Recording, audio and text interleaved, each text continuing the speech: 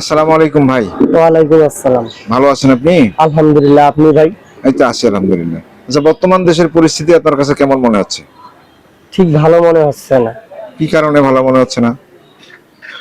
জামাত BNP দুজনের মারামারি চলছে এবং ভালোভাবে দেশটাকে উন্নয়ন করতেছে না, শুধু যেই আসতেছে সেই শুধু খাচ্ছে। ও আচ্ছা। তাহলে দেশের উন্নয়ন হবে কিভাবে? মানুষ ভালো থাকবে কিভাবে? আচ্ছা, তাহলে মানুষ ভালো থাকবে কিভাবে? এই আপনি কি করলে ভালো থাকবেন বলে মনে হয়?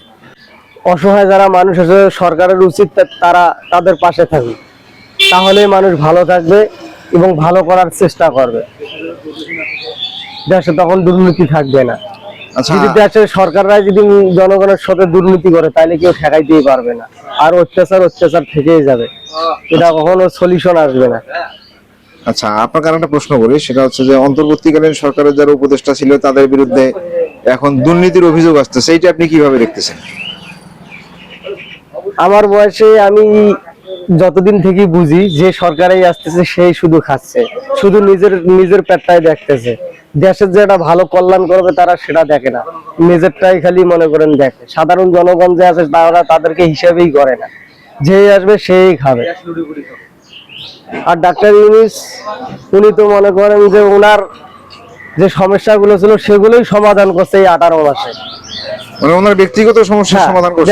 ব্যক্তিগত সমস্যার সমাধান করছে। উনি তো মানুষের সমস্যার জন্য আসে নাই বাংলাদেশ। তাই? আচ্ছা, আমাদের দেশে যে বর্তমানে তেলের দাম কিন্তু বাড়তেছে, পাম্পে কিন্তু তেল দিচ্ছে বাইরের না। রাষ্ট্রে ভাই বোমা বমি ঢেলাঢেলি হচ্ছে, আমাদের বাংলাদেশে তো হচ্ছে না। আমাদের বাংলাদেশে তো তেল যথেষ্ট রিজার্ভ তেল আছে। এখন মনে করেন যে বাইরের রাষ্ট্রের অজুহাত দেখে যদি আমাদের দেশে তেল বাড়ায় তাহলে তো ওটা মনে করেন যে একদম ভালো হলো না, খারাপ হলো। মানে জনগণের সঙ্গে আমাদের এটা একটা মনে করেন যে বলতে গেলে সরলতার সুযোগ, মানুষকে কিভাবে ঠকানো যায়। আচ্ছা, যাই হোক ভাই, আপনার সঙ্গে কথা বলে ভালো লাগলো। আপনি ভালো থাকবেন। আসসালামু আলাইকুম। ওয়ালাইকুম আসসালাম।